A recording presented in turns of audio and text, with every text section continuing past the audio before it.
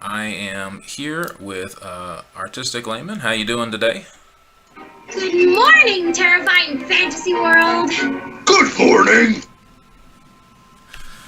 All right, well, guys, it's good to be back. I know it's been a while since I've been streaming. Like I said, I know I keep saying I hope to get back to it, but this time maybe I'll be the case. I've had a lot more that I've really wanted to talk about recently. I guess because it's an election year, and so the news has been ramping up so much more, and you can't get away with it.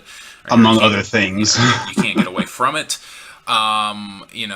It's like I said, it's probably that's probably why I've just there's been so much more that I've wanted to say, and of course, again, there have been a lot of I think what were previously conservative voices that have kind of caved on certain things. So, like I said, with that in mind, you'll be seeing more. But the big story right now, obviously, is with the whole protest and everything with Black Lives Matter. And what's particularly surprising about this one is, like I said, there have been a number of who before were sort of conservative voices, and they seem to be going along very much so with a lot of the narrative that's oftentimes presented, by the Black Lives Matter movement. Essentially, that America is a racist place, that racism is woven into the fabric of who we are, or it's in our DNA. It's not that America is a nation that has racism as a part of its history. And racism still exists within the individuals, but as a system, it's where people come, of any ethnicity can come and succeed. No. It's still specifically racist against Black people. It still sort of has it out for Black people. But we'll talk a little bit more about that. The article that we're going to look at today is by David French, and this was actually inspired by a tweet thread from Jimmy Scroggins, who was quoted by J.D. Greear, who's a very prominent pastor in the SBC, talking about why it's important to say Black Lives Matter.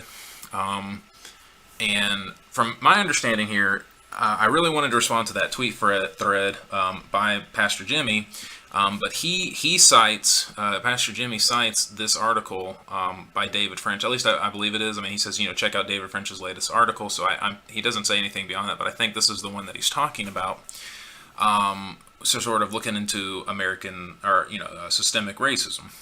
And who is Jimmy Scroggins? Is this just a random guy on Twitter? I think he's a pastor down in Florida. But one of the main reasons I wanting to address him is because he was cited by J.D. Greear.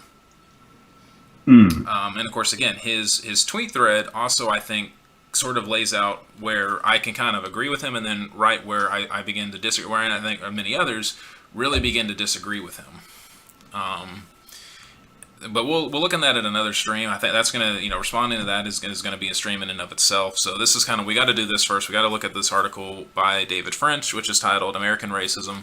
We've got so very far to go. And, the thing with this is, like, I don't want Pastor Jimmy or David French or anybody to think that, like, we're attacking them or we're going after them or anything like that. Like, that's, there's way too much hostility in the world. We don't want any like more hostility there. It's just that these are like we're sincerely trying to approach this and address the argument. Right. I mean, we do want to have a conversation here, and so I don't think David French would respond to me. Not because not be mean or anything.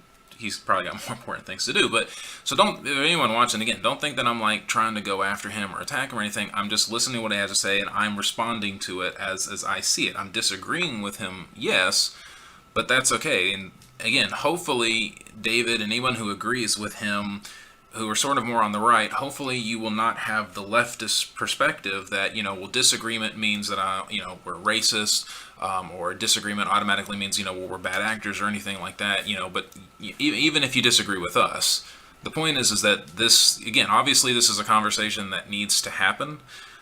People need to be on the right page, and we want to try to cut through what we feel like is some of the fog and why the conversation has sort of been very difficult to really penetrate.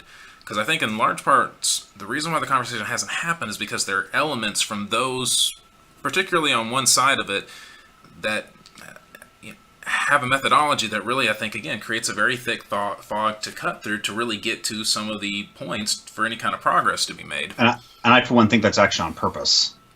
In some ways, yeah. I mean, in some cases, maybe not in all cases. I don't think this case maybe necessarily with David. Or Mr. French, whatever. But we're going to kind of skip down. So he starts out this article, and he kind of has introductory stuff. But we're skipping down to the third paragraph here. Oh, by the way, are you intending to share this on screen? Oh, yep, good point. Let me switch it over here. So here's the article. It's American Racism. We've got so very far to go, and the journey must continue step by step. So, all right. So he starts talking about systemic racism, and he gives the definition here, right? So here's one definition of structural or systemic racism. A system in which public policies, institutional practices, cultural representations, and other norms work in various, often reinforcing ways to perpetuate racial group inequity. It identifies dimensions of our history and culture that have allowed privileges associated with whiteness and disadvantages associated with color to endure and adapt over time. Structural racism is not something that a few people or institutions choose to practice. Instead, it has been a feature of the social, economic, and political systems in which we all exist. Can I be the first? Like, I am aware, I'm familiar with this language, but if I didn't hear this is like the first. If this was the first time I'm hearing this, I would go, "What?" Right.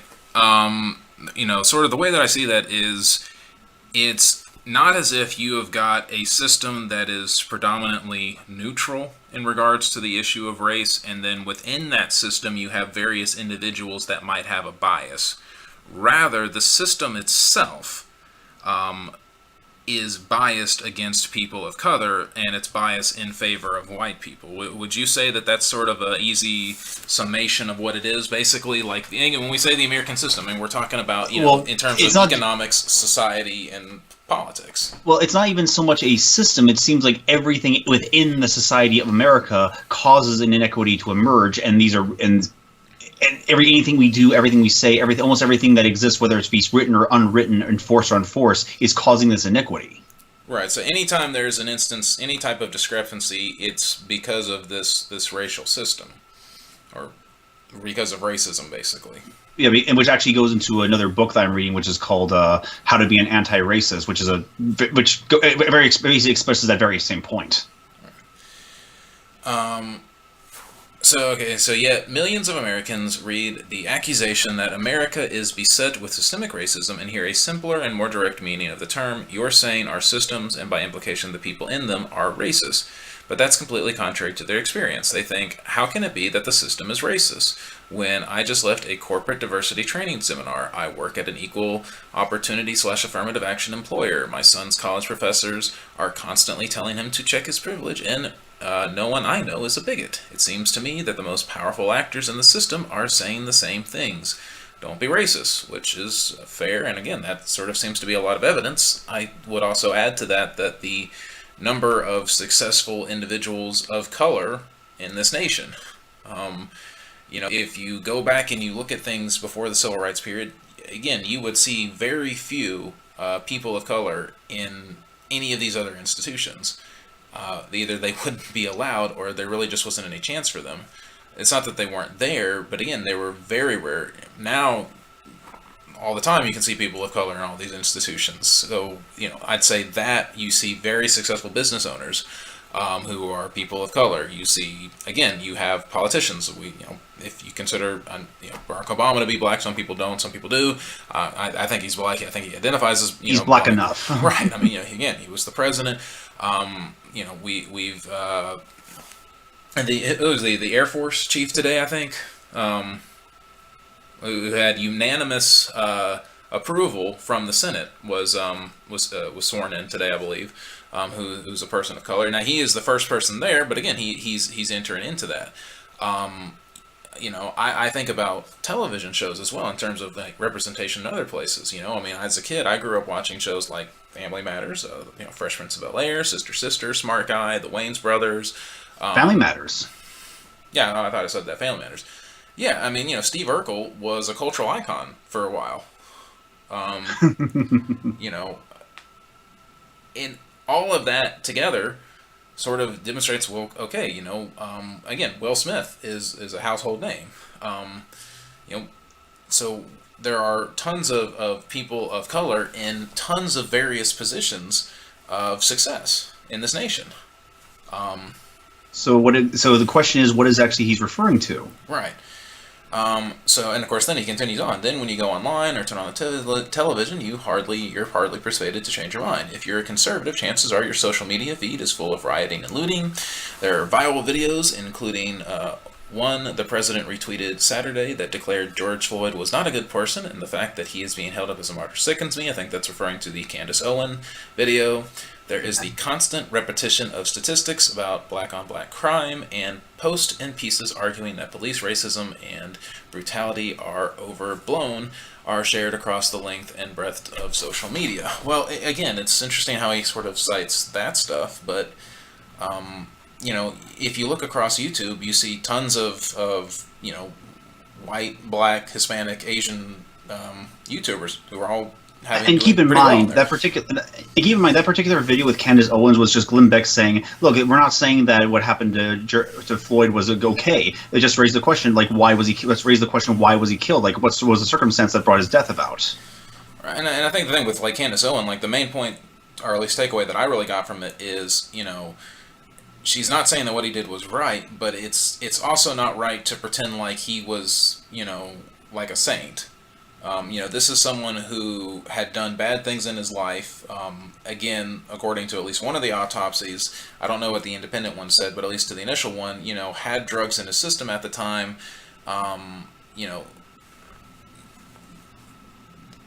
Again, what happened to him was not right, and obviously justice needs to be preserved and done and delivered for Mr. Floyd. But it's not as if he is some type of hero that people really need to look up to or anything like that. And again, he's a human, he's a person. I mean, the whole instigation happened because he was using counterfeit money. I mean, he had a record. I mean, it's not like we can ask those questions.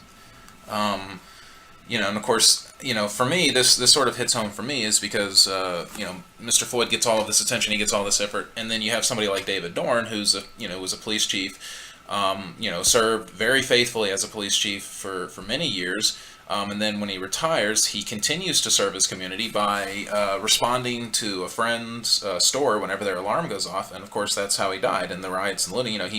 He's shot and he dies on the sidewalk.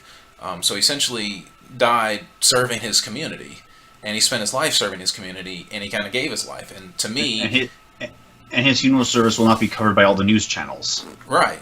Now again, the person, they have a suspect in custody. They're going to charge him, which is good, and I'm very glad to hear that. And I mean, both videos, I saw both the videos where George Floyd, his death, and of course David Dorn's death, and both of those are very disturbing. But if I had to choose, okay, well, which one both of them we should mourn, both of them we should seek justice for. If we were to look at a person and say, this is a person that you want to be like, again, you might want to say, well, maybe David Dorn, just from on the surface. Now, again, maybe not, but I think that was sort of Candace's point. But anyway, notice one of the things I would say here is, when he says there's the constant repetition of statistics about black-on-black crime, that sort of seems like it's a little bit like a slash, like it's kind of like trying to go after people. And when people quote that statistic, one of the rebuttals that I hear about that is, well, yeah, obviously people of the race kill each other. They kill each other the same race. Like white people predominantly kill other white people. Asian people kill predominantly other Asian people. But one of the reasons why that statistic matters is when you consider the other statistic, which is, of course, deadly crime, right? Which is predominantly held by African Americans. Or the law of violent crime or crime is being committed by black people. So, and apparently that's something we can't bring up in the numbers. Right, and I think that's really one of the more strong. Of course, again, the statistic of the police racism. I mean, he'll eventually talk about the article, I believe, by Heather McDonald, who was from Harvard, who studied it and showed that there really wasn't any bias amongst the police in that. Well, that's a significant study, and I mean, it's important for us to consider that.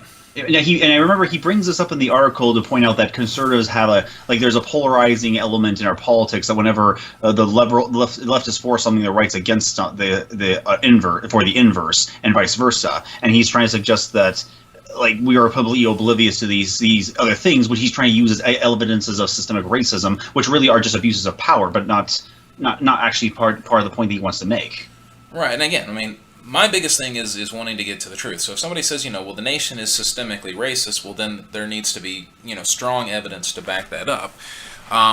So continuing along with the article, so even a well-meaning person subject to this barrage, which again, a little bit of incendiary language, I feel like, barrage of messaging, it's just out there, you can't avoid it, right?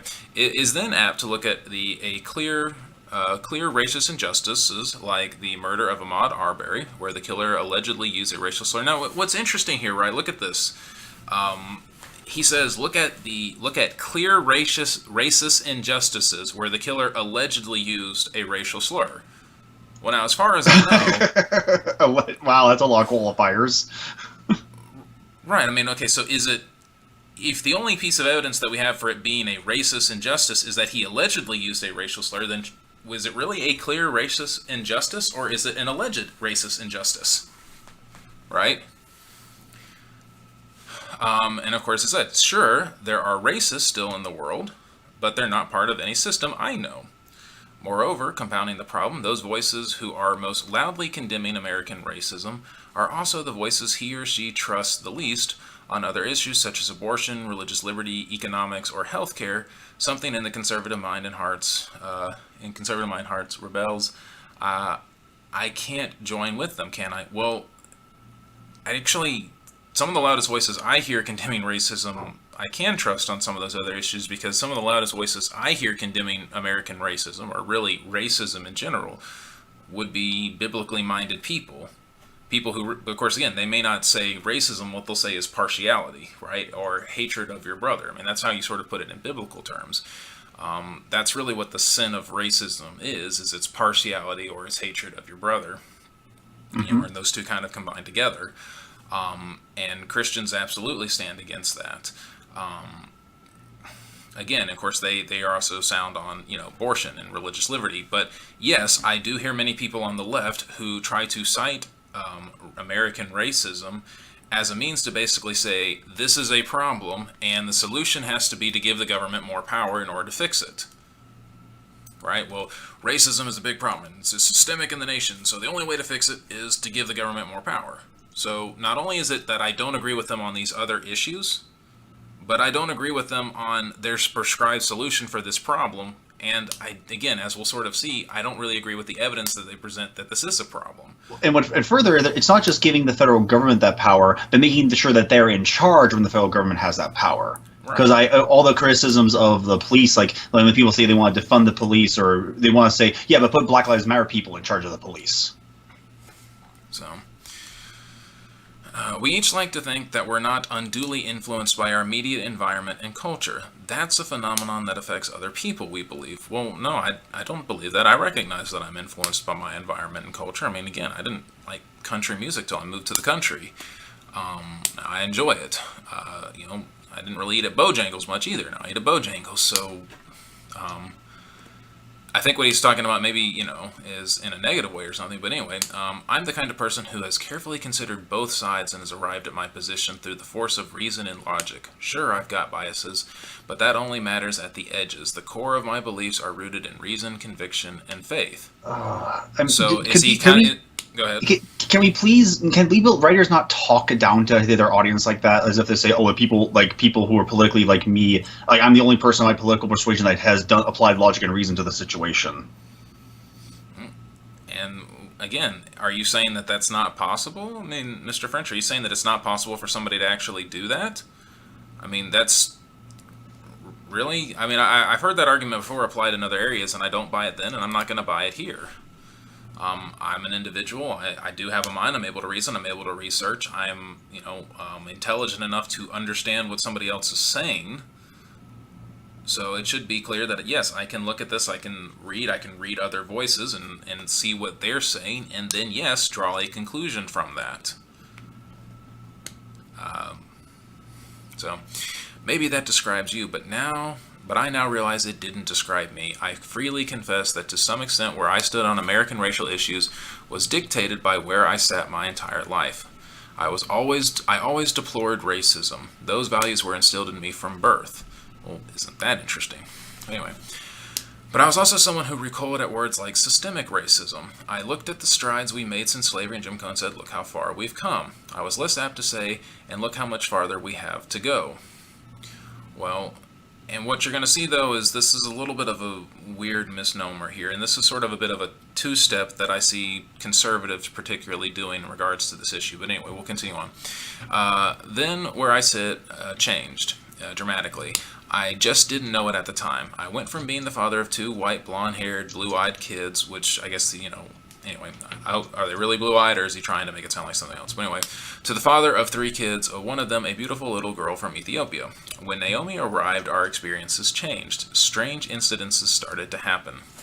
There was a white woman who demanded that Naomi, the only black girl in our neighborhood pool, point out her parents in spite of the fact that she was clearly wearing the colored bracelet showing she was permitted to swim. Now, Okay. Now let's think about this for a second here. And is it possible that this situation, this white woman was like, well, why is there a black girl in this pool? We don't need black girls here. We need to get them out of the pool. So we need to figure out where her parents are. Is that possible? Yeah, it's possible. Here's another situation. She sees a girl who doesn't look like, right? I mean, she's the only black girl in the pool. This is what he says, right? Only black girl in her neighborhood pool. Maybe she wants to know where her parents is. It's possible that she might have been left there. She might have gotten separated from her parents. And so then the woman is, well-intentioned, comes off the wrong way, but is looking out for her. Hey, can you point me to your parents? Do you see your parents here? Trying to make sure that, her parents are around, that the girl, right? Is that also not a possibility? It is a possibility. So, again, would that predicate racism or would that predicate caring? Now, like I said, I don't know. It could be that, like I said, maybe she didn't think that, a little black girl should be there. But we don't really know that from that. We're not given that evidence. But anyway, even if she was wearing a colored bracelet, it's possible, again, could have been there before or from another day. But anyway, I don't know. But there was time a police officer approached her at a department store and questioned her about who she was with and what she was shopping for. That never happened to my oldest daughter. Well, okay, yes, that, again, could be an incidence of racism. It also could just be an incidence of timing. I've not been questioned by a cop at a store as far as I can remember. I have been followed around a store before, though. I have been questioned by a cop when I was sitting alone in a parking lot one time. One time I was sitting alone in a church parking lot. I had arrived, I hadn't set my clock back, so I arrived early at the church, and I had a cop pull up and ask me what I was doing, because I was sitting in the parking lot all alone, because basically where I worked, this was several years ago when I was working in Talladega. It was an hour to drive there and back, so I basically was going to wait. But, I guess it seemed odd to him, and he asked me what I was doing. Is it possible that the cop was just asking? Yeah. Is it possible that the cop was doing it because she was black? That's a possibility too. There were classmates who told Naomi that she couldn't come to our house for a play date because my dad says it's dangerous to go to black people's neighborhoods. Okay, yes, that's no justifying that. Yep, that's not a nice thing to say. That would be a more prejudiced or racist thing to say. But is that systemic? Right, is that systemic? I could go on, and sure, some of the instances could have benign explanations. Okay, so there you go. So he's admitting that, right? But as they multiplied, and it was clear that Naomi's experience was clearly different from her siblings, well, my experience was different from my siblings. But anyway, it became increasingly implausible that all the explanations were benign. Again, that wouldn't indicate systemic racism. That would indicate racism. But systemic racism would be something like, my daughter Naomi had a higher GPA and, was very well-rounded, but she didn't get a scholarship to a college when my oldest daughter, who had a lower GPA and hadn't done as much, well, she did. What Right, would have that- been more what would have been more systemic is that they went to the pool and someone at the pool said, "Oh no, this pool is not for colored people." Right, and that would be another clear example. Or if the cop said, you can't shop in this store. This is not for, people like you. Right? I mean, that would be more of a case of the system, right? So then the Trump campaign happened. The alt-right rallied to his banner, and our lives truly changed. So now here's going to go, and he's going to go on here talking about experience. And again, he sounds like he had a horrible experience. And this is a very bad experience, and no one is okay with this. No, But again, of course, is a problem of being a public figure on a very contentious election cycle. right. And so no one's condoning what people do here. Also recognize that, Artistic Lame and I, we're not all right. We've never identified as alt right, so I was technically I was tempted at one point, but then it went completely to the south. right. I mean, the only time I'd ever even considered it is when I thought the alt right was people like Steven Crowder and basically Republicans with backbones, who are just going to bend over. But again, even if you consider the alt right, it's in the name, alt right, alternative right. They're not part of the mainstream, and they're not even part of the system. I mean, their whole thing is trying to overcome the system. If you go and you listen to them, and the thing is it's not hard to know when you've interacted with somebody who's alt-right. Now, nowadays it might be, because really the movement sort of disbanded. I mean, they really kind of basically lost any momentum they had after Charlottesville. That pretty much and worse, the people are using it as a slur to slam anyone who disagrees with you. right. But for the most part, it's sort of a dead movement. I mean, again, it was really something that, and the whole movement was a reaction to a lot of anti-white rhetoric that was coming up on college campuses. Now, again, I'm not justifying the movement. I'm simply explaining the movement. And so, again, Mr. French here he goes through the article, explains several things that happened. These are terrible things, okay? These are people that did horrible things, like taking an image and putting his daughter's face in a gas chamber. Obviously, I don't approve of that. Any of the threats that he received, tons of tweets like that. Harassing is bad. We get it. Right. And so now one of the things here is, of course, I would say also is that I think the attacks, whereas yes, they were sort of attacking his daughter, and they were attacking her on the basis of her race, this is really more about them going after him, and of course him going after Trump, right? When the alt-right back in 2016 was glued to Trump's hip, again, a lot of them don't even really like Trump anymore. If you listen to what some of them are actually saying, that they're not a big fan of Trump, they feel like he's a sellout or ineffectual or whatever. But they were going after anybody who was going after him. They really wanted to get Trump into office, and so any conservative who would go after Trump, they would go after them hard. Since David French wrote a piece, I think, going after Donald Trump, or was critical of Donald Trump, well, they went after him, and they went after him by means of his daughter. Is it right? No, it's not. Is it an example of systemic racism? I don't think so. No, it's an example of absolutely racism. not. It's an example of racism. It's an example of one of the downsides of being a public figure, and it is an example of total depravity and of sinfulness and wickedness, and it is an example of racist behavior and rhetoric, specifically in these instances right here. But that would not be systemic. These guys are not part of the system. The system essentially rejects them as well. Even people who would have been considered, or perhaps could have been considered alt-right that Trump had, have been sort of ejected from his cabinet now. But anyway, so after all this was happening, I'd already grown along to the sheer vehemence of conservative defensiveness on matters of race. Before the I wonder why. Could that perhaps be in response to constantly being called racist? Before the backlash I received for opposing Trump, the piece that generated the most controversial anger from conservatives was a 2012 essay in a commentary called "Conservatives and the Trayvon Martin Case," where I critiqued the conservative media's seemingly rooted interest in George Zimmerman's innocence And I critique George Zimmerman's decision to arm himself and pursue a teen whose only crime was walking to his father's girlfriend's house after dark. I did not judge Zimmerman guilty, but I did signal that conservatives should not reflexively defend the police. Well, okay. Was he? What does the police have to do with this? Was he just a like a neighborhood patrol person? Like, am I missing something here? Well, I think the article is basically just, I think he felt like that people were sort of way too quick to sort of defend George Zimmerman, which I think while he was everyone an else officer. while everyone else was quick to call him a white Hispanic and a murderer. Right.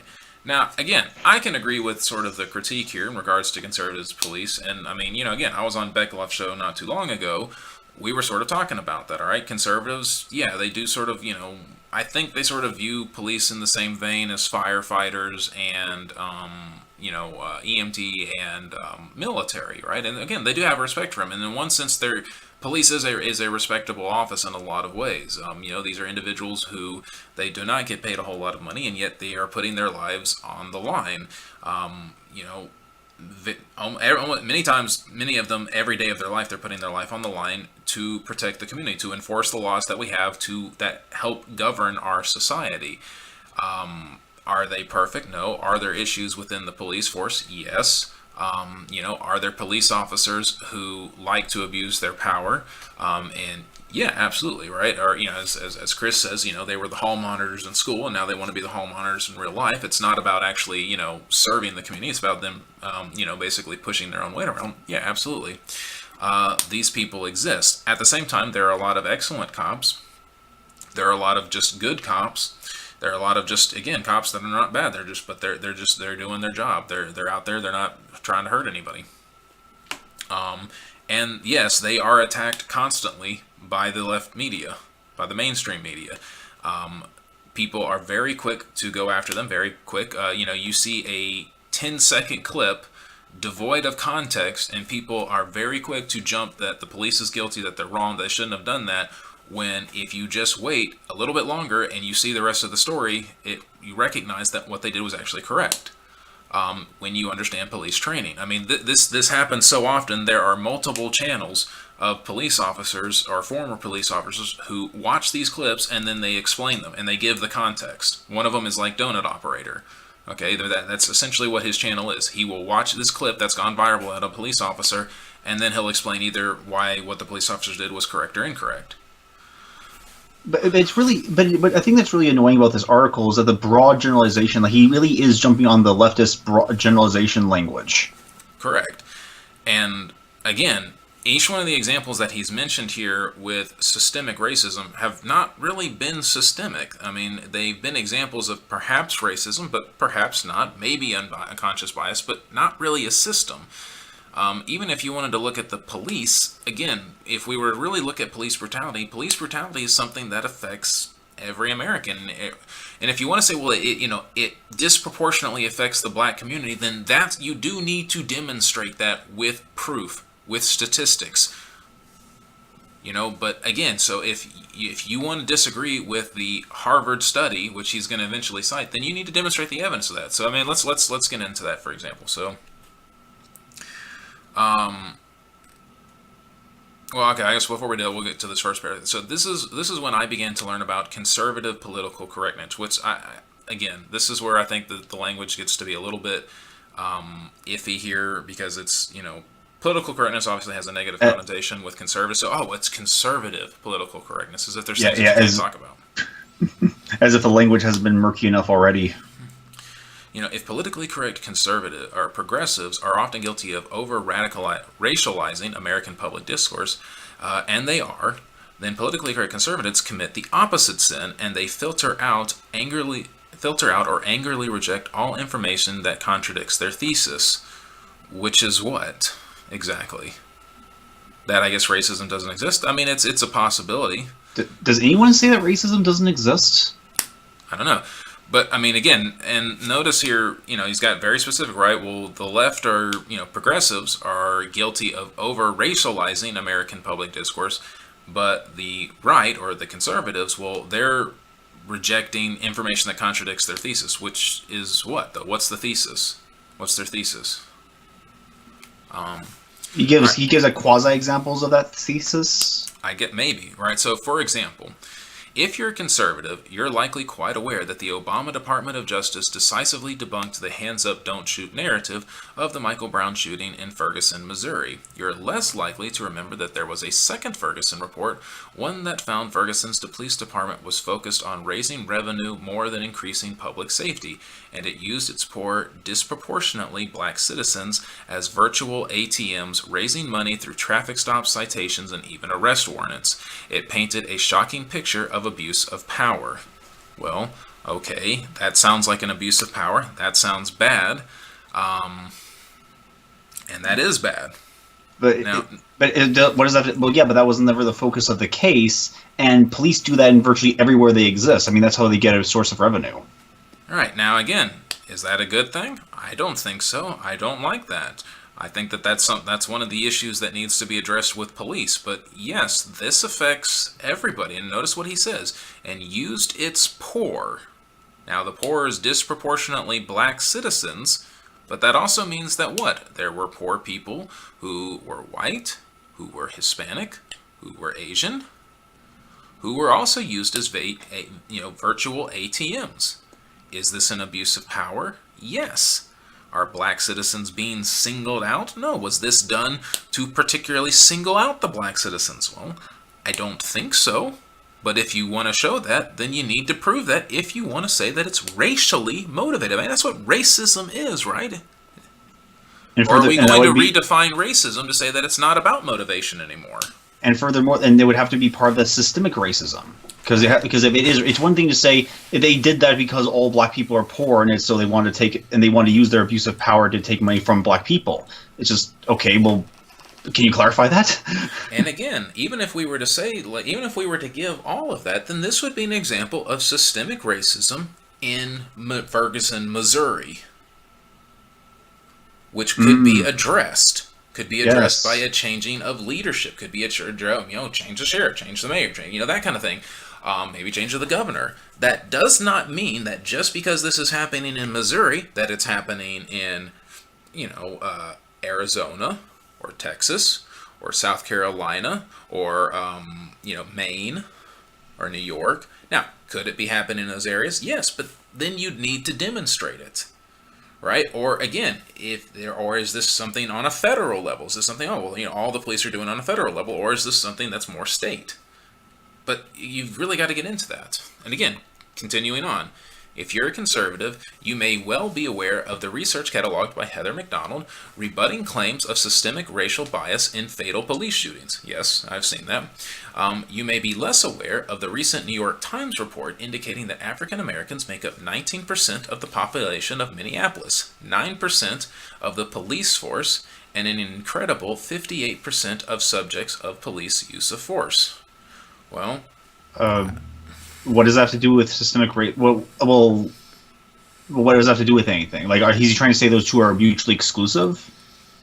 I don't know. I mean, again, okay, so it's 9% of the police force. Okay, so number one, there might be some more cops that, some more. I've heard a lot of people saying black Americans, so I'm going to say black Americans that could get involved in the police force, which is fine. So but I mean, again, they're 19% of the population. They make up 9% of the police force. That's not bad, actually, if you think about different populations. But again, always room for more. I don't think that there's anything. Again, you'd have to find out if there was something going on within the force that was, really discouraging black Americans from doing that. But okay, 58% of subjects of police use of force. Yes. But that number also makes a lot more sense when you consider another crime statistic on the whole, which is, of course, like we talked about before, the number of, blacks that are involved in, or black Americans that are involved in violent crimes.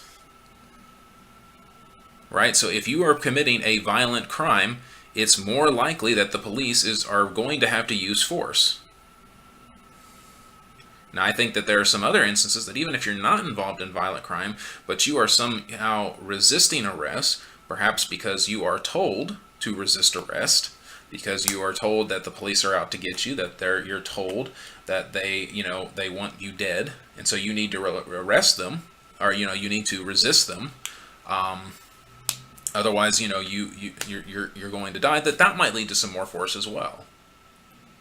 Now, again, even within that, are there still some things that can be done? Could that be looked into? Could that be, could there be some leadership changes that need to happen within Minneapolis that could change that? Yes.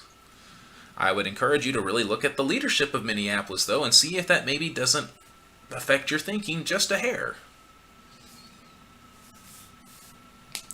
So, again, and here's where he's listed a couple of examples here that are sort of, maybe dubious, but here again he says this. But again, I hear the objection in my head, the sentiment of good friends and thoughtful people. If racism is bad, and if the experience of black Americans are this negative, why don't I ever see it? Let's perform a thought. Well, now again, right? So this is a bad experience, but this is a bad experience that affects predominantly the poor, which is not just black citizens. Yes, it's disproportionately black citizens, but it affects the poor. In this situation right here, this is the subjects of police use of force.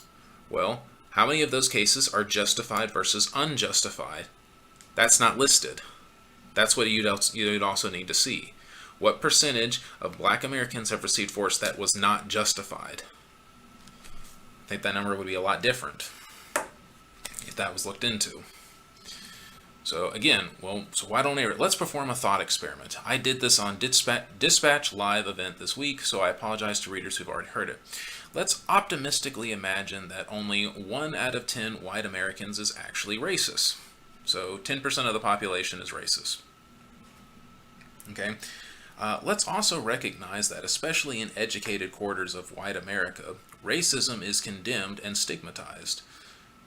I think it's It is, pretty much, everywhere.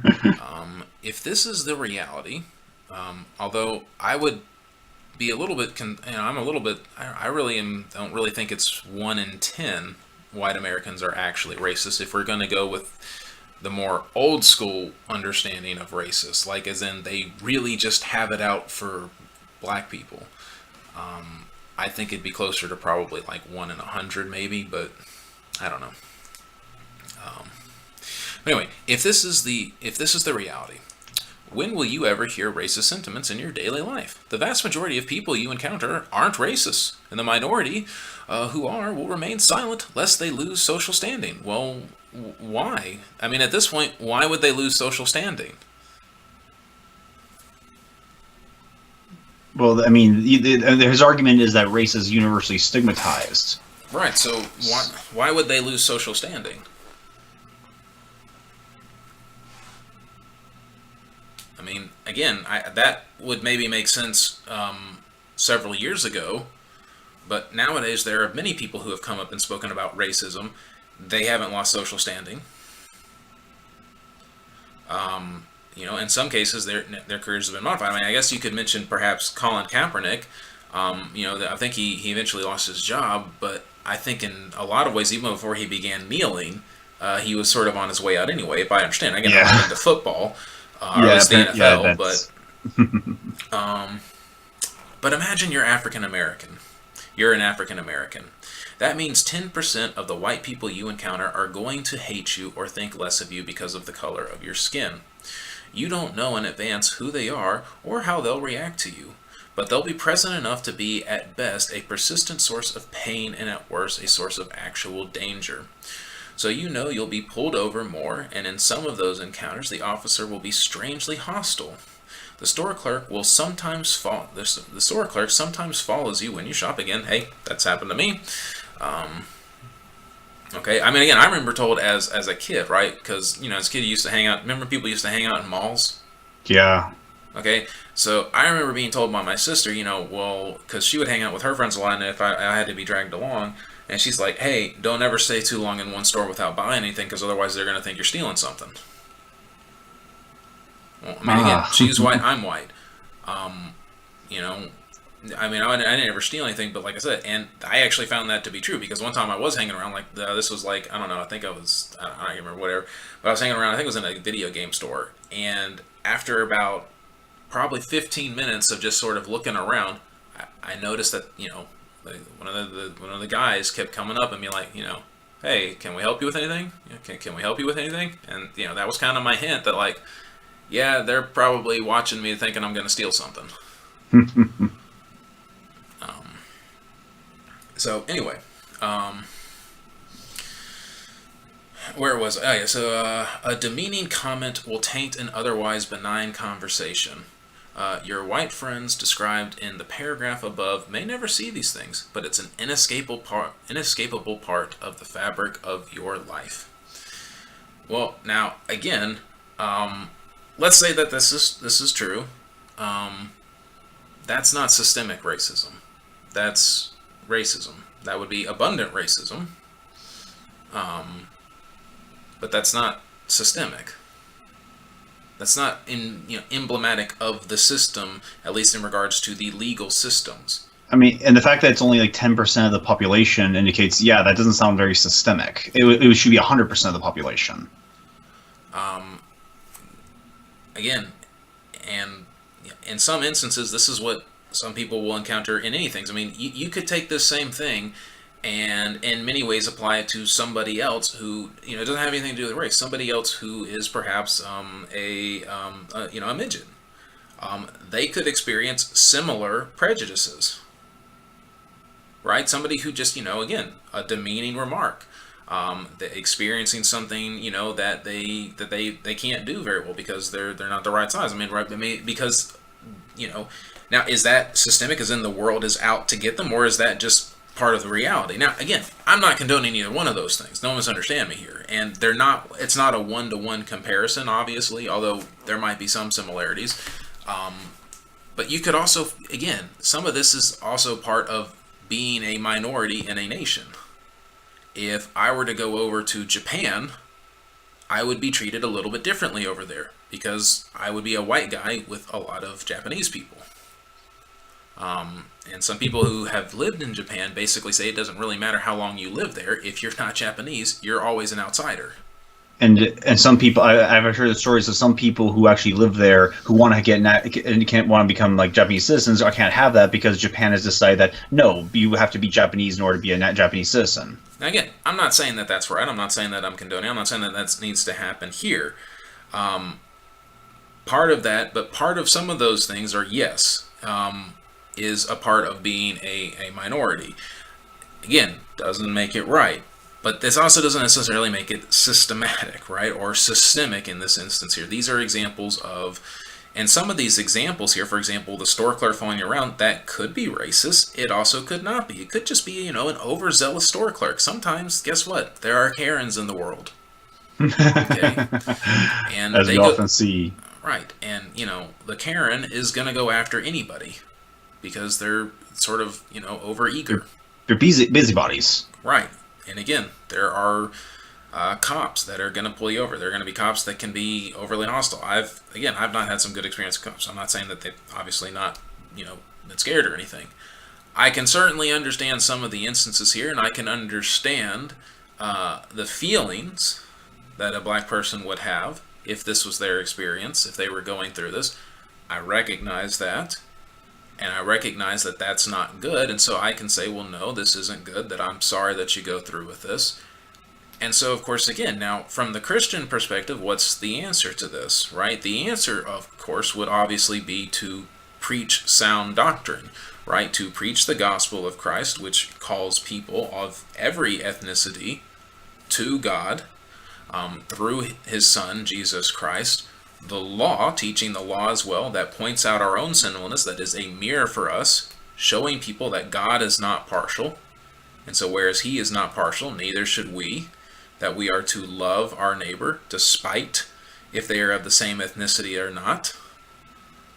And so we preach these things, we live these things, and we try to fulfill these things. Right? So, again, that would be the way to solve these things. And of course, again, some of this will go away as more time goes by as well. I would say that with each generation, if basically, for a long point, I think that this actually was happening, is that a lot of this stuff was beginning to go away. Kind of going back to the TV show. I mean, there was a lot of white people that loved the Fresh Prince of Bel-Air. It wasn't just oh, this is the black show. I remember it being a big deal. Again, I was a big Star Trek fan. I remember it being a big deal for them having a black captain for the first time. At least him being sort of the main character. But everybody loved Benjamin Sisko. If you like Deep Space Nine, I mean, again, people call him, and nowadays, by Trek fans, he's called the Sisko. He's definitely one of my favorite captains. It's not a matter of that, right? And in many ways, again, many of these things, whereas they are real experiences, I think some of these things, as time could have gone on, would get better. So anyway, moving on here. This is how we live in a world where a white person can say of racism, where is it? Well, not necessarily of racism, but of systemic racism. And a black person can say, how can you not see it? Again, racism and systemic racism are not the same thing, and they have different answers. So now I sit in a different place, but where do I stand? I believe the following things are true. Slavery was legal and defended morally and ultimately militarily from 1619 to 1865. Okay, yes. But not all human universally. history. But it wasn't universally defended morally or militarily. I mean, you can go read the writings of Charles Spurgeon and see that it wasn't defended morally by him. After slavery, racial discrimination was lawful and defended morally and often violently from 1865 to 1964. Yes, again, not universally though. It was not universally defended morally, but yes, it was. By who exactly? I'm sorry, who implemented some of these laws? Let's see. It's on the tip of my tongue, but I can't quite mention it. Yeah. The Civil Rights Act of 1964 did not end illegal discrimination of racism. It mainly gave black Americans the legal tools to fight back against legal injustices. Yes, it did, which is good. Again, it did not end illegal discrimination. Of course, again, many of these things have been illegal, or many forms of discrimination since then have become illegal. And of course, in some aspects here, so it's unreasonable to believe, number 4, it's unreasonable to believe that the social structures and cultural attitudes that were constructed over a period of 345 years will disappear in 56. There's only one problem with that, and that is generations. That's not really how it works. I mean, think about this. Think about the car. Humanity has lived majority of its existence without the car. And yet when the car was invented, how quickly have we adapted to using it? Or take the internet. That's an even shorter thing. But how quickly has the internet become integrated into our lives? Oh, we've had thousands of years without it, and the system that's been built without the internet for thousands of years. But when it's invented, look how quickly it's integrated itself. You can't live without the internet, so many people, in a very short time. So the idea that just because something has been a certain way for a long time, that then it can't change quickly, isn't true. And the same thing is true of attitudes as well. I mean, think about this, okay? How, for majority of human history, a large part, homosexuality has been seen as deplorable, has been seen as incredibly wrong, and yet look how quickly so many attitudes changed on that. There are many people today. I mean, again, takes a lot more courage to say that you stand against, that you think homosexuality is wrong, than thinking that you think homosexuality is okay. Maybe not in every part, but for every major corporation. I mean, again, look at Gay Pride Month. Just look at all your corporations out there. All of them have a rainbow. So it just makes you wonder if, the chief person behind the LGBT movement isn't Skittles. So yes, things can change very quickly, and I think things were changing very quickly, because as those attitudes stop, or they begin to change, they begin to change even more within the generations that precede them. Things can move very quickly from generation to generation. It might be difficult for the old generation to change, But the newer generation doesn't always have those same burdens. They can change very quickly. I mean, again, now there are some people that I know that disapprove of interracial, relationships or marriages. But those are very common. They're still, I mean, they're so more common today. People are so much more accepting of them. Churches are so much more accepting of them now than they were even 10 years ago. I'm not saying honestly, most people just don't care about the moral stance of interracial marriage, right? Because it's just so common. Now you will still find people. You'll still find pockets of people, but that's a lot different from where it was and where it was illegal to do it. Moreover, the consequences of 345 years of legal and cultural discrimination are going to be dire, deep-seated, complex, and extraordinarily difficult to comprehensively ameliorate. Well, you'd have to really get specific into what those consequences are. In one sense, does history have consequences? Yes, it does. In one sense, we're sort of living with them. This is where, like I said, could there be some conversations we had within that? Yeah, but that's such a vague, that covers such a large period of time, and that's such a, in my opinion, kind of a vague statement. It's really hard to really respond to it because, again, it's so like, well, there's consequences for the internet being made. Okay. And I'm not trying to be snarky here. I mean, again, I'm not trying to attack him, but it's hard to even begin to describe all the ramifications of 345 years of legalized oppression and 56 years of contentious change. But we can say two things at once. Yes, we've made great strides, and we should acknowledge the fact and remember the men and women who made it possible. But the central and salient consideration of American racial politics shouldn't center around pride in how far we've come, but humble realization of how much farther we have to go. Well, again, why can't you say two things at once? Why can't you acknowledge this and be like, yes, we're doing good, we're going forward, and yes, there are some areas to go. But the question, of course, is, again, you can't do the two-step here to where you want to talk about policy. Okay, well, what policies are racist versus, again, racism existing as just an attitude amongst a populace? You're always going to have some people that are going to be racist, even if it was 1 in 100 or 1 in 500. And of course, again, populations don't always work that way as well. For example, well, listen to, I was listening to Thomas Sowell, and he's talking about, I can't remember the exact place, but he's like, this one place over here has like 98% of the earthquakes, the United States has like most of the tornadoes in the world.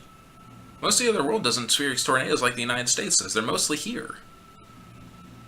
So there are, again, even if you're saying that, well, 1 out of every 100 Americans is a racist, that doesn't mean that they're all evenly spread. That the racist Americans are all evenly spread out all over the United States. Could there be some pockets that have much more racist people? Yes. Could there be some pockets that have much less racist people? Yes. So this is, when you're dealing with people, when you're dealing with populations and groups, it's not always as easy as looking at that. And again, that's one of the same things with statistics, and that's why, yes, you have to be careful even with looking at some of these other statistics here when it's talking about crime rates and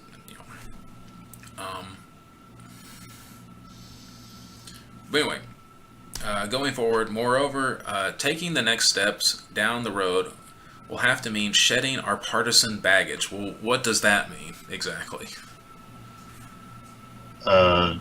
Is it referring to the polar partisanship that happens in politics, or is there something more specific? I mean, here's the deal, man. If you're saying that, if again, if there's a policy that seems to be pretty popular, put it forward.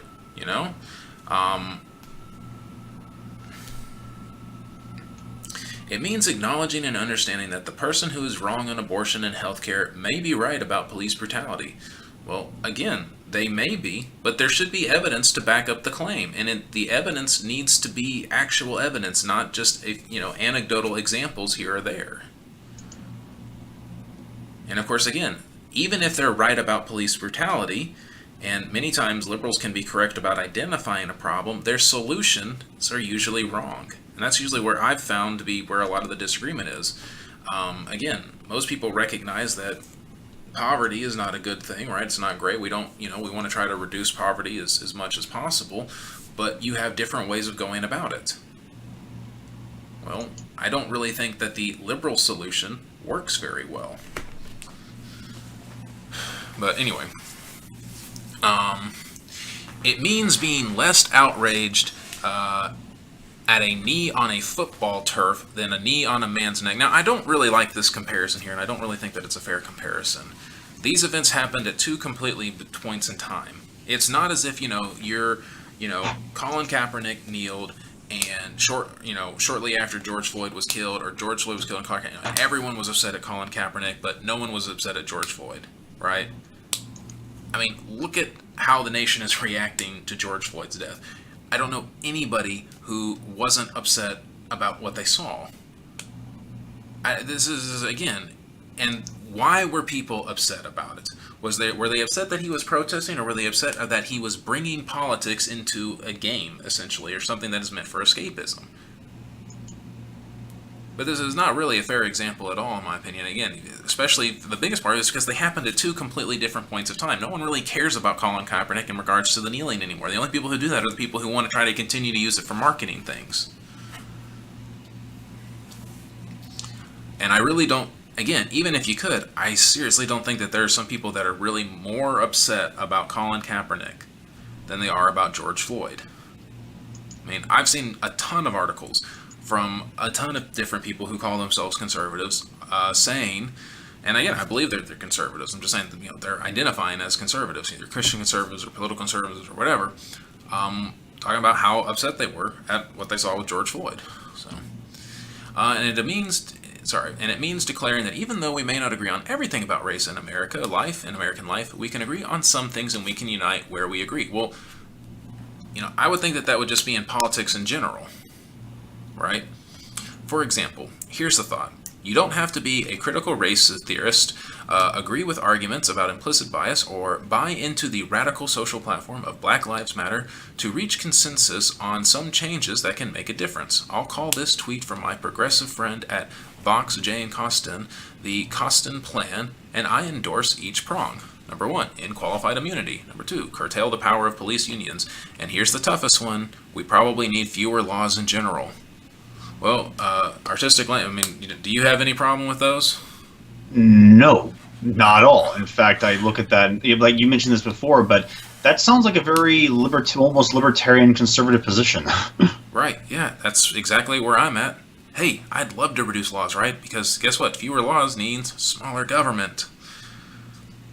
Maybe there are some people that have been consistently voting Democrat that really need to consider voting for somebody who isn't going to keep, their solution to everything is, well, to make the government bigger.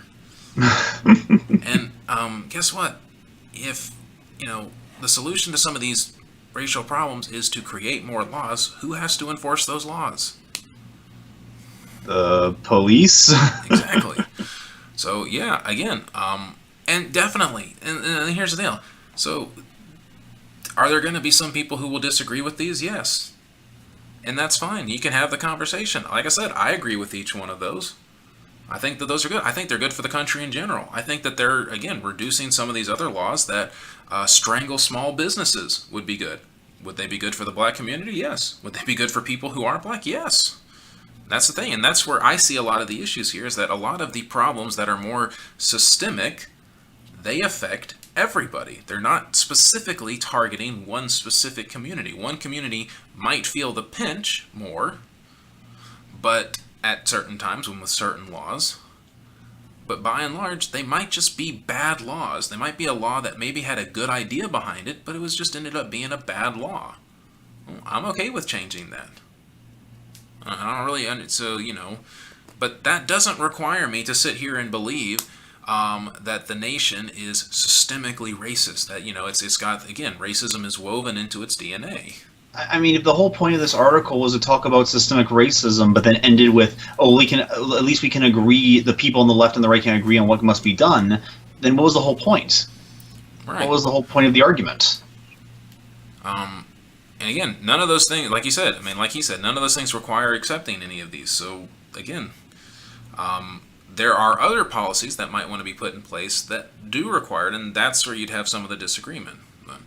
So a journey of 1,000 miles continues step by step, and you don't have to agree on the entire travel plan to put forward the next foot forward.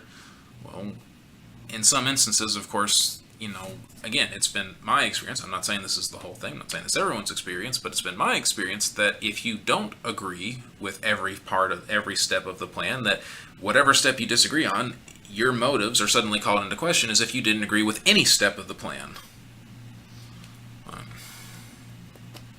And as we do, be better than me. Remember, I had to change where I sat before I could change where I stood. And if you first change where you stand, then the next generation will sit in a very different and better place. One last thing. We've seen too many images of violence from this week's protests. We've seen police violence. We've seen riots. We've seen enough moments like we haven't seen enough moments like the short clip below. Comes from one of my favorite cities, Memphis, and its favorite hymn, and it's touched my soul. Well, great. And I mean, again, we're not going to watch the video there, but it's again.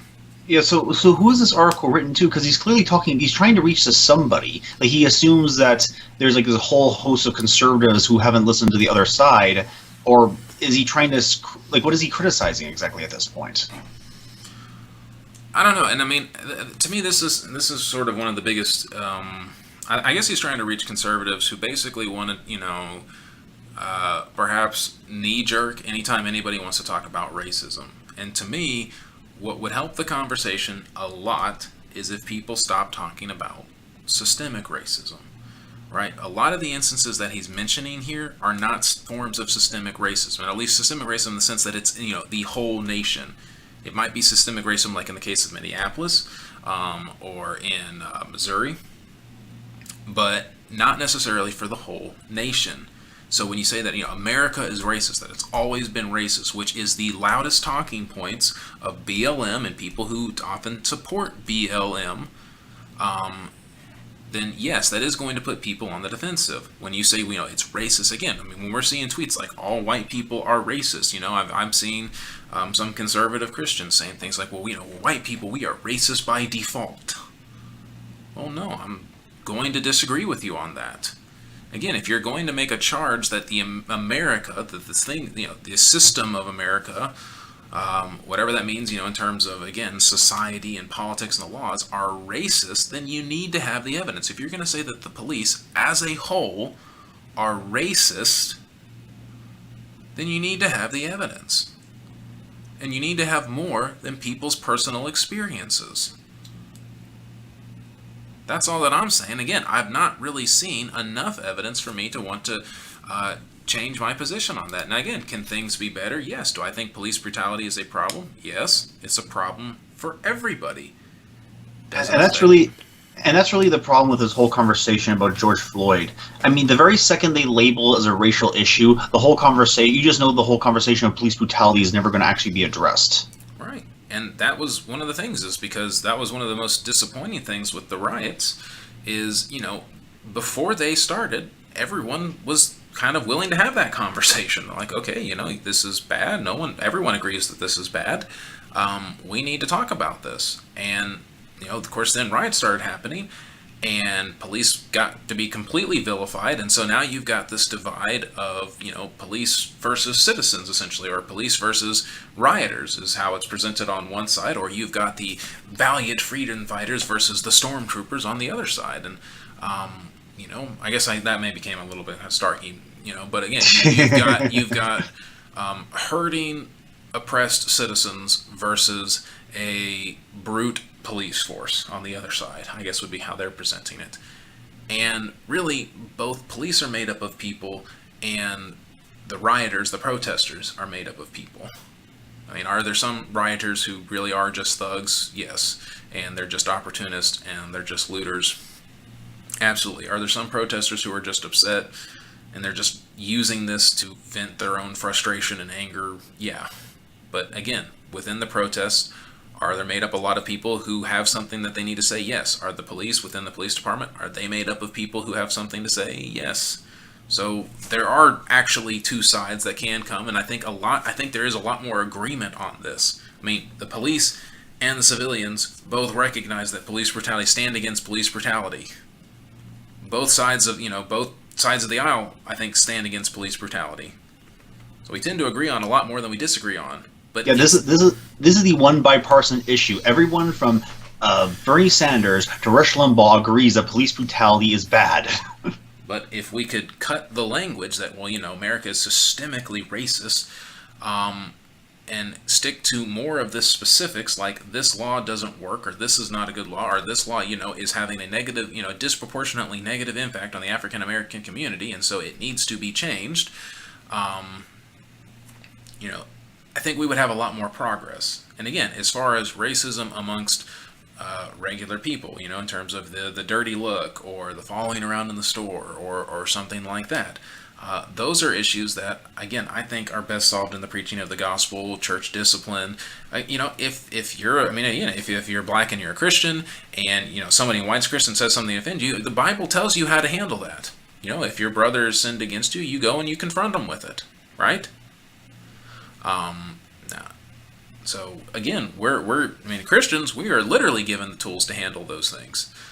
Yes, it's a little bit different for public teaching. That's a different story. But again, so, if you're in a church and you got a white person and a black person, if the black person, this is as Douglas Wilson said, which, not in fully endorsing the dude here, because apparently that just sends people into a frenzy. But I think he's right when he says, that if a black person approaches a white person with an open Bible, that the white person should have grace to listen. Likewise, if the white person approaches the black person with an open Bible, the black person should have grace to listen.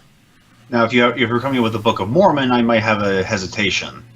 Right, or the Book of Intersectionality, as Wilson says a little bit more colorfully. But anyway, that's the article. Again, this isn't to try to go after David French. I don't really know him. I haven't read a lot of his stuff. This isn't to try to go after any Christians out there who are supporting it or anything like that. For me, I have not found the claims that America is systemically racist to hold water. Now, if you want to say that makes me a racist, well then fine. I don't really care. I'm not impartial, or excuse me, I'm not fully impartial, but I do my best to not be partial. I try to see people as humans, but again, apparently that's a racist thing. So I'm just going to stick to the biblical language and say that, I do my best to be impartial. And do I do it perfectly? No. I am not perfect. I am a sinner saved by grace.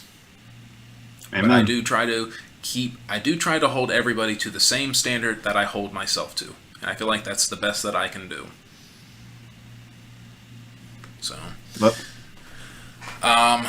aside from that, like I said, we're going to be, that's that article. This is kind of a precursor for looking at the tweet from Jimmy Scroggins, looking at that. We'll be probably doing that at another stream. We spent a whole lot of time here.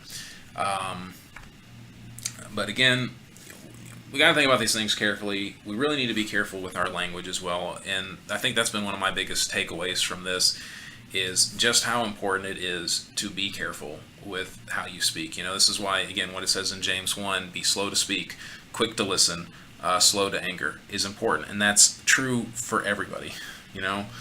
We can be so careless sometimes in our words that we say something and we really don't know if it's true or not. We can, again, the racist murder of George Floyd. Well, is there evidence that it was actually racially motivated, or are you putting that on there without any evidence? Again, I'm not saying that it's not. I'm just saying that, again, every person needs to be careful with their language and thinking through this. If we're going to talk about, the nation is systemically racist, then there needs to be some evidence that is nationwide that is demonstrating that. Even if the murder of George Floyd was in fact racist, if anything that has demonstrated that from here on that has transpired, it certainly wasn't systemically racist. Exactly. Again, these cops have been tried, or not tried, excuse me, they have been arrested, they've been charged, they're going to be tried. I hope that they haven't been overcharged. That might have happened, actually. Right, and that would be unfortunate. Again, are there bad laws in place? Yes. Can bad laws sometimes affect particular communities? Yes. I think, obviously, in my opinion, the most constructive thing would be from a political standpoint, to really view everybody as citizens. I really don't like the term Black American or White American or Asian American or anything like that. To me, again, and I know this is going to sound like, basic conservative, but it is the truth. This is how I honestly feel, is that I think it's better for Americans. So if there's a problem with police brutality in Minneapolis, it doesn't matter if they're black or white or Hispanic. They're Americans, so we need to deal with it because Americans are having their rights infringed upon. If there's a law that is disproportionately affecting Americans in a certain community, well then, and it's a bad law, and it's affecting everybody, but it's particularly affecting these groups of people, well then again, let's change the law. From a Christian standpoint, it's a similar thing. We are Christians first. Does that mean that you should never look at race, that you should never consider, what it means to be white or what it means to be black or anything like that we're just trying to erase it? No. But I guess on the list of priorities, to me, first would be your faith, then your citizenship, then your family, and then your ethnicity. That would be the way that I do it. You're being too impartial, Pastor. Right. I mean, again, that, like I said, that's the standard that I have. That's the standard I try to hold other people to. I honestly think that it's a biblical standard. If you want to show that it's not, come to me with an open Bible and we'll talk. And that's the other thing is, with this whole I'm just listening. Well, I'm not going to just listen. I will listen. I will listen to everything that you have to say. But then I'm going to ask questions. I'm going to challenge. I'm going to discuss. And I hope that you'll listen. Because that's how you treat an equal. You don't kneel. You look them in the eye. Or you sit down and you have a discussion. To me, that's the better way forward, is people, again, treating each other like equals. Not like they're better, not like they're worse, but like equals. Because the truth is yes, we're all equal in the sense that we have implicit or intrinsic value being made in the image of God, and we're all equal in that we are all sinners under God's wrath and in need of forgiveness, in need of a Savior, which we have in Jesus Christ. And that is the only way to go forward with this, because we can't if we're going to dispense justice, we can't do it in a partial way where we have to hold actions in the past that they never engaged in. We have to hold people accountable to what they do in the present and by their own actions. Correct. So again, let's say that the person who allegedly murdered David Dorn, let's say he is the actual murderer and he has a son. David Dorn's son should not seek retribution on his murderer's son. Right? Even if David Dorn's murderer goes free and we find out 10 years from now, all right, let's say that, the person who they currently have didn't really kill him. It was somebody else. But 10 years from now, we get a letter from somebody confessing that he killed it. That he killed David Dorn, but he got away, And he's confessing in this letter, sort of a deathbed confession. Well, David Dorn's children should not be able to seek retribution on that dude's children, right? That's not how that works. Could there maybe be some elements in regards to some of this when we talk about communities as a whole? I think there's it's a worthwhile conversation to have.